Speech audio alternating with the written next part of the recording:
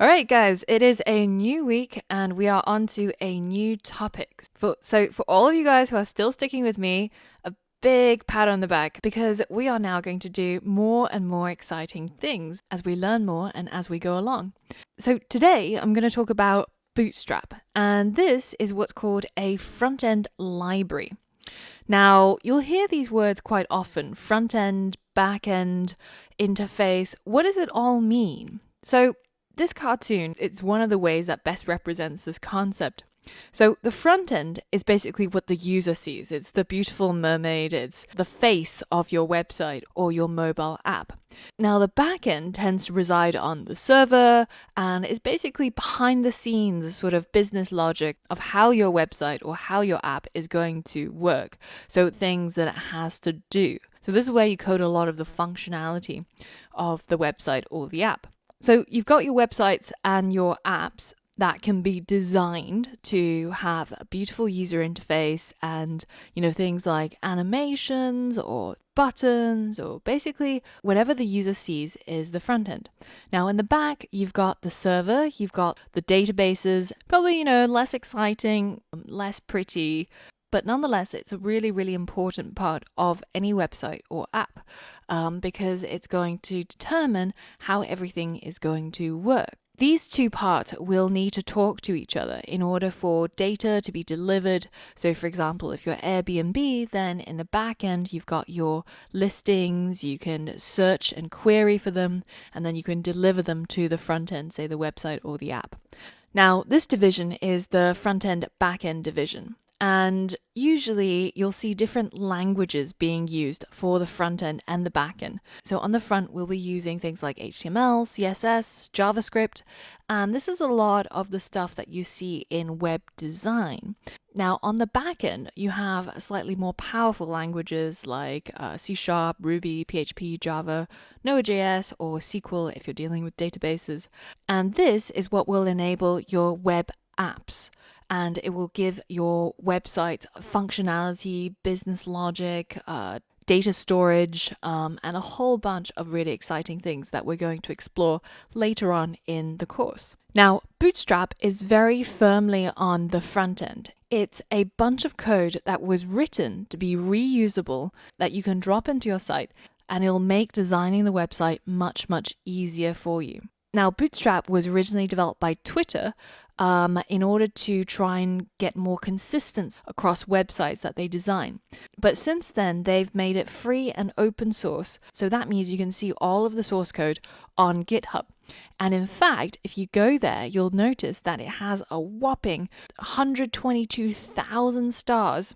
And it's in fact the second most starred repository on all of GitHub. So that just shows you how popular it is. And this is definitely the most popular front-end framework or library that you will ever come across. Now, what does it allow you to do? Well, one of the most important things is that as the number of users are moving away from desktop towards mobile, a lot of websites need to be responsive. Now, this is probably not the best term for what this means because when people think responsive, they think, oh, it has to be fast or, it has to load up immediately.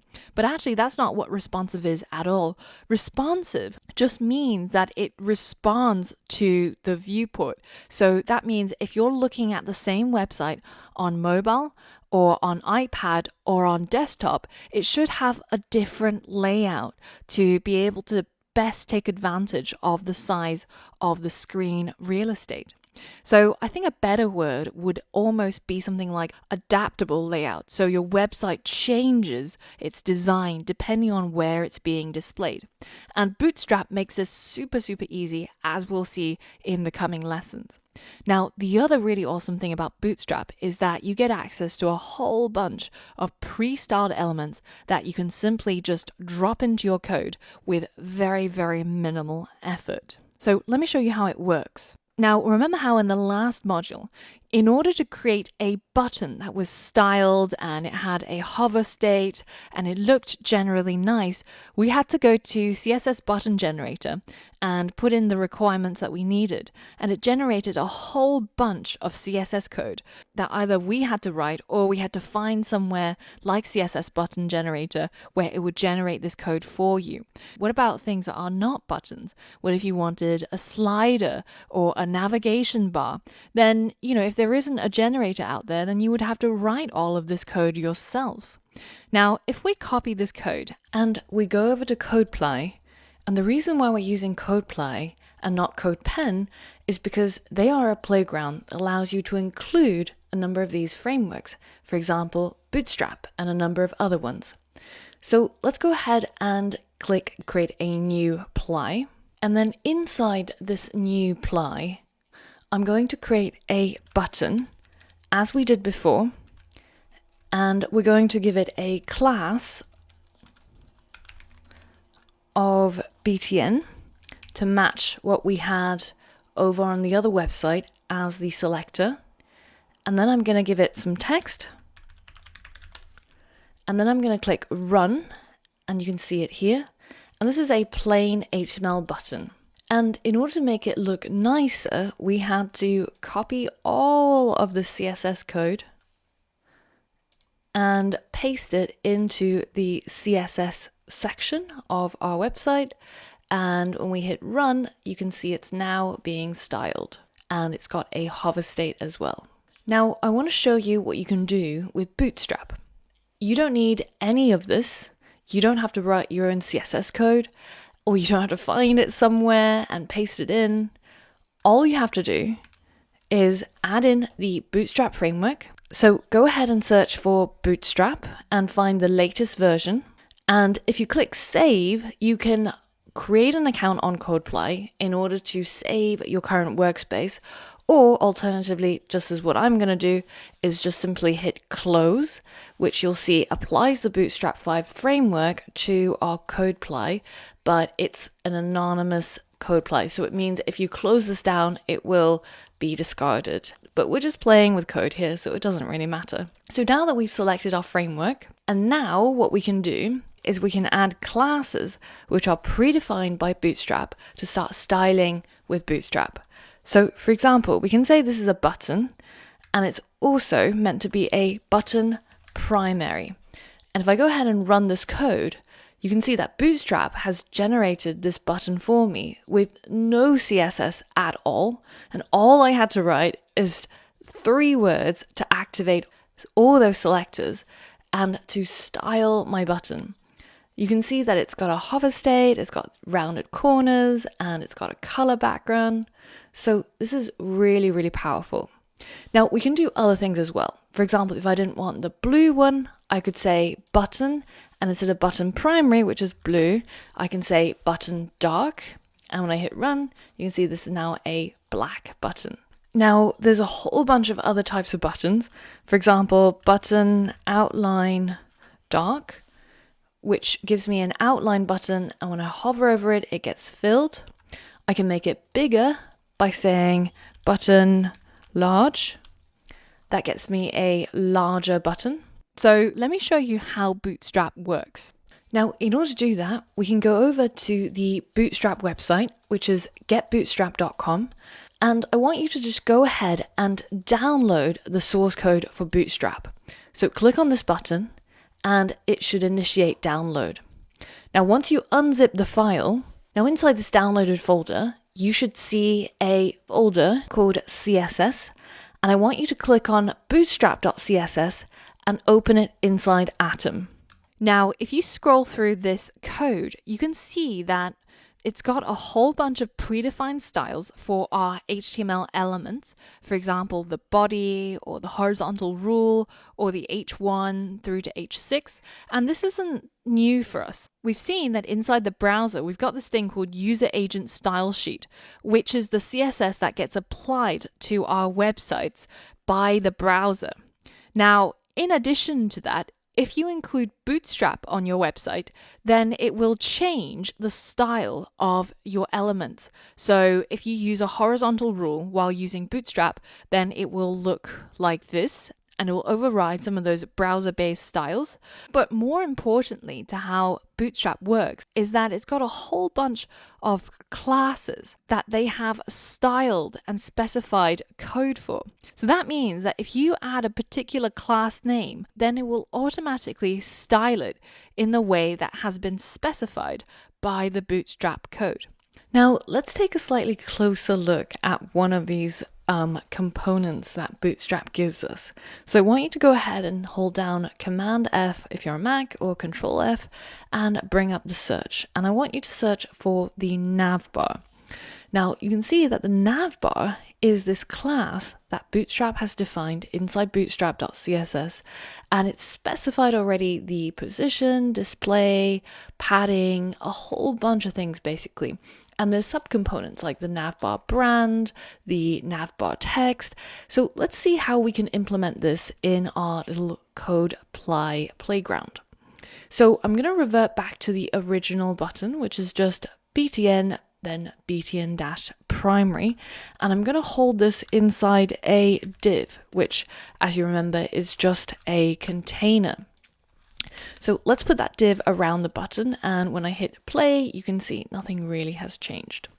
But let's go ahead and give this div some Bootstrap classes.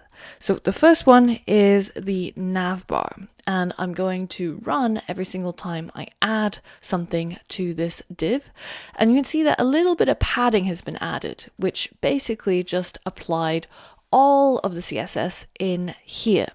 Now the navbar has actually been applied, and it is here, but we can't really see it because it's a white navbar on a white background. So let's change its background with another Bootstrap class, which is bg for background dash dark, and this is going to make it black.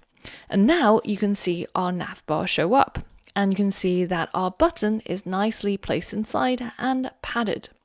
So with just 2 words, basically, we've created a navbar, we've styled it, and it looks beautiful because Bootstrap is, of course, doing all the heavy lifting behind the scenes. Now, one of the great things about these components is they've already thought a lot about how the layout should be, so you don't have to do a lot of work.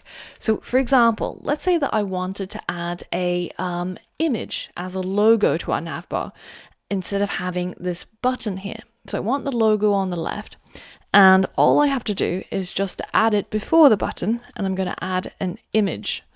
And this image is going to have a source, and the source that I'm going to use is this little image from Bootstrap itself. So here I'm inside the Get Bootstrap docs, and I'm inside the component section here, and I'm looking at the navbar documentation, which is a great place to start whenever you want to use any of Bootstrap components. Just read through and you can see they've got examples of what each thing does. Now, what I want to do is I want to add an image inside my navbar. So I'm going to copy this image address, and I'm going to use that as the source as well. So now if we hit play, you can see that we've got this giant Bootstrap image placed inside our navbar, but it's kind of taken over our entire page. So let me just specify a height to actually make this a little bit smaller. Let's say maybe 35.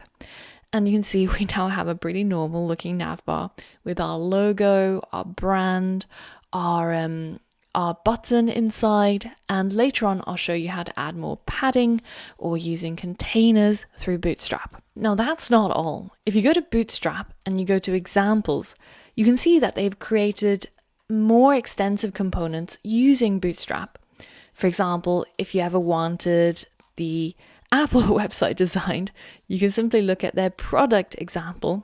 Now, let's say that you decided to create a Apple ripoff website that you wanted to call Grapple or whatever. Then you can actually simply take the example that Bootstrap has given you here, built with Bootstrap, and simply modify it. So if we just go back to the previous example page, we can download the examples, which will give you the code for all of these examples. And inside this folder, if you just find the one that you want, So this one was called product. And you can see that inside this folder, they've got the CSS and the HTML that's required to build this website. So if you open that HTML inside Atom instead of using your browser, then you can actually go and modify it to create your custom website. So instead of punny headline, we're going to make this our shop. We'll call it Welcome to Grapple. Hit save and refresh this page. You can see we've already started building a Apple ripoff that is surely going to get you sued, but nonetheless. So you can modify a lot of these examples very easily, or you can simply add these components by copying the code into your website. But instead of just modifying these examples, let's take it step by step so that we really understand what we're doing. And I want to show you exactly how Bootstrap works so that you can not just, rip off these designs, but you'll be able to design any sort of layout or design that you want by fully understanding this framework. So the first thing that we need to do is that we need to know how we can install Bootstrap onto our websites when we're not using something that's preloaded up like on CodePlay. So in the next lesson, we'll be showing you all the different ways how you can install Bootstrap onto your own websites. So for all of that and more, I'll see you on the next lesson.